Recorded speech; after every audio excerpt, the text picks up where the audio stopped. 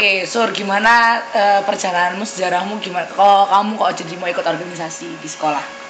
Ya kan kalau kita flashback masa lalu, aku kan dulu emang anaknya aura-auran, ura-uraan gitu. Ya nggak jauh lah sama anaknya sekarang gitu. Musuhan juga pernah, nipu orang tua, balapan, terus apa lagi, pacaran juga pernah, hancur lah semua, hancur. Tapi masa sih hidup ini cuma dipakai buat gitu-gitu aja kan? Enggak sih pastinya. Nah, suatu saat aku berpikir waktu SMP, hidupku ini semakin rusak gitu. Musuhan, aduh. Rokokan. Iya, rokokan juga pernah. Minum. Kan, kalau minum sih nggak pernah. Alhamdulillah. Aduh, iya pasti. Aduh. Sampai suatu saat itu ketemu sama temen, dia tuh rajin sembahyang, sholat, duha. Ya Allah. Akhirnya ya aku ikutin aja dia. Jadi di situ petunjuk Tuhan itu lambat laun datang. Dan akhirnya saya dikenalkan sama namanya organisasi. Apa sih organisasi? Dia dulunya sih takut mau ikut-ikutan, takut. Tapi setelah coba kok rasanya enak dan kerasan di situ. Ya, akhirnya belajar. Kalau ada rapat gitu datangnya disiplin, selalu angkat tangan, inspiratif, aktif dan lain sebagainya. Akhirnya ya sampai sekarang ini asik kan? Terus senang jadi ketua OSIS? Ya senang dan susah itu gabung lah jadi satu, tidak bisa terlepaskan. Ada sisi susahnya, ada sisi senangnya. Kalau sisi senangnya sih dengan saya terpilih sebagai ketua kan berarti kita sebagai seseorang bisa diberi tanggung jawab yang tinggi. Mungkin teman-teman lain belum tentu bisa diberi tanggung jawab yang seperti itu, gitu loh. Tapi kalau susahnya ya pusing. Ya berangkat pagi pulang malam, lu bayangin aja men. Dapat bayaran nggak sih? Ya nggak dapat lah. Tapi saya dapat bayarannya dari setiap pengalaman gitu. Setiap pengalaman yang saya dapat dari memimpin itu, saya sampai pernah ke Jakarta waktu itu pernah. Itu waktu itu seminar percepatan pengetahuan komprehensif HIV/AIDS. Gaya dong. Ya, gaya men, naik pesawat. Dibayarin? Ya iyalah dibayarin. Dikasih sangu? Iya. Berapa? Iya, nyamun. Kalau sangu sih wah lumayan Orang tua banyak. ya? Ya kalau sangu kita kan berangkat dari Surabaya kurang lebih jam 11-an. Nyampe di sana sekitar jam 3 Jakarta men. Jadi waktu di sana nyampe di Bandara Soekarno-Hatta, pramugarinya bilang, "Welcome to Jakarta." Wah, rasanya men, for the first time. Cantik nggak sih pramugarinya? Wah, bleset. Bleset tuh. Dia cantik lah secara pramugari. Kalau Tianiran tuh waduh. Aku. Oke. Terus kalau kamu kan sekarang jadi ketua OSIS ya di SMK Ketintang ya. Kan pasti nggak semua anak itu berpihak sama kamu, nggak semua anak itu suka dengan cara kamu yang cara bekerja kamu jadi ketua OSIS. Tanggapanmu gimana sama anak-anak kayak gitu? Ya gini, seorang pemimpin harus punya pendirian ya. Itu yang paling penting yang saya harus sampaikan. Nah, pendirian itu memang harus ditanamkan secara kuat. Karena apa? Karena apabila pemimpin ini selalu menuruti bawahannya yang seringkali mayoritas kurang benar, ya hancurlah organisasinya. Jadi saya lebih mengutamakan pendirian, tetap menuruti apa kemauan bawahan, tapi saya ambil sisi baiknya. Saya ibaratnya kalau misal lewat jalan sini buntu, saya putar lewat jalan lain. Putar balik. Ya putar balik gitulah. Tapi sama-sama tujuannya sama gitu loh, sehingga sampai tujuan. Tadi kosannya goyang Kece kan. Gitu. Terus. Tunggu. Ini siapa main ini? Ayo durasi. Sing ngeh lho, Pak. Sing ngeh. Kamu kan secara jadi ketua OSIS, Ya. ketua direktur di SPD company itu ya. Ya. Terus ketua juga yang KPU. Ini Scrap ya. Terus punya tekanan batin sendiri.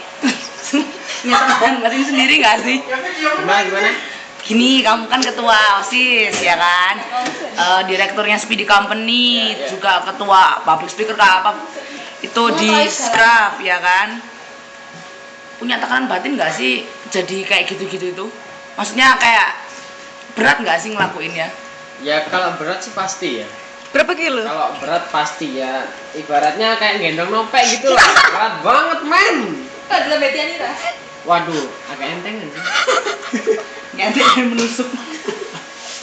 Jadi ya memang ada beratnya juga sih ya. Kita memimpin di 3 organisasi secara langsung. SC sampai 3 bulan ke depan, mungkin Januari selesai. Scrap sampai Desember, OSIS sampai tahun depan, bulan Oktober juga. Jadi kalau tekanan batin sih pasti ada ya. Berangkat pagi, pulang malam juga masih mulai sampai malam lagi mengerjakan tugas, mengurangi bermain, banyakin serius. Kalau orang-orang yang sukses mah katanya talk less do more lah gitu. Oke, terus tentang keluarga.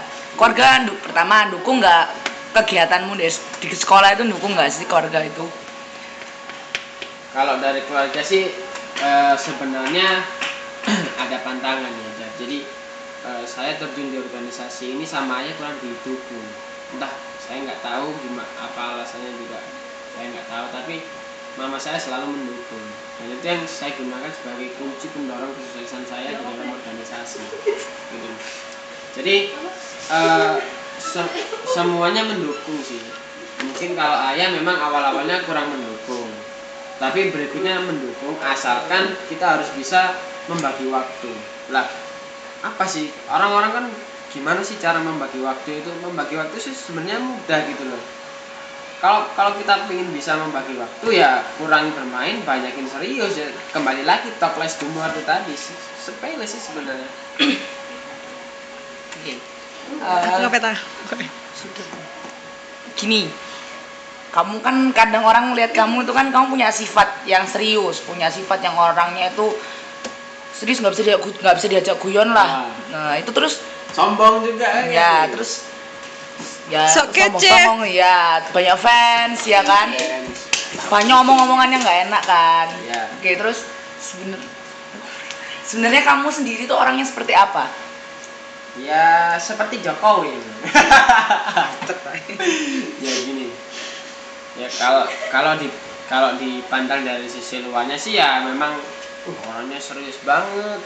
Ya kumisnya kayak serundeng lagi. Ada banyak deh apa pendapat-pendapat miring kayak gitu. Tapi ya masa sih saya seperti itu kan ya enggak lah. Secara misal kalau orang-orang tertentu masih mikir lah, masa sih dia ketua OSIS, ketua SC, ketua Scrap, dia seperti itu kan. Kalau orang-orang yang intelektualnya tinggi kan pasti berpikir jauh lebih dalam lagi.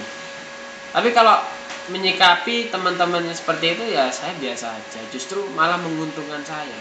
Karena saya bisa lebih hati-hati mana yang menilai saya buruk dan mana yang menilai saya baik. Sehingga kalau saya bergaul dengan teman yang buruk, pendapatnya terhadap saya, sikap saya harus bagaimana. Dan kalau misal saya bergaul dengan teman-teman yang suka sama saya, oke lah, saya buka semua ya kepribadian saya yang umumnya kalau main ya gimana ya itu di situ. Jadi lebih menguntungkan saya sih sebenarnya. Oke, yang terakhir, pesan-pesanmu gitu loh buat teman-teman, kan kamu sekarang jadi ketua dari segala kegiatan ya istilahnya kan ya. Pesan-pesanmu buat anak-anak SMK Ketintang, buat ya semuanya lah, punya pesan-pesan apa? Ya pesan saya gini ya, kita ini memang mayoritas orang-orang luar menilai bahwa sekolah kita ini bukan sekolah yang baik lah katanya. Yep. Sebegitu. Tapi kalau kita pikir ulang, sekolah mana yang tidak ingin sekolahnya dicap sebagai sekolah yang baik? Dan juga pasti kita tahu lah, orang-orang di dalam sekolah itu pasti berusaha menginginkan perbaikan di masing-masing sekolah. Lah, itu yang saya rasakan. Sehingga saya sebagai murid, kenapa nggak ambil bagian untuk membantu gitu loh. Nah, pesan untuk teman-teman ini yang saya harus sampaikan bahwa masalahnya bukan pada pilihan kita sekolah di mana, di sini, di situ, atau dan yang lain. Tapi permasalahan utama adalah bagaimana kita memaksimalkan pilihan di tempat kita yang sekarang. Ya, saya berbicara bukan karena saya teori saja, tapi juga saya sudah membuktikan. Jadi Kak Dabrus gitu ya? Ya, anak Dabrus lah kayak kamu gitu. Jadi kemarin juga menang lomba Scraf. Tepuk tangan. Wih. Terus juga mewakili Surabaya ke Jakarta. Tepuk tangan. Terus juga kalau ada seminar-seminar apa gitu, saya dipercaya untuk menghadiri. Dan itu memang bukti dari usaha kerja keras yang saya lakukan selama ini. Jadi semoga dengan adanya liputan video iseng seperti ini, teman-teman semua bisa terinspirasi. Terima kasih. Wassalamualaikum warahmatullahi wabarakatuh. Terima kasih ya.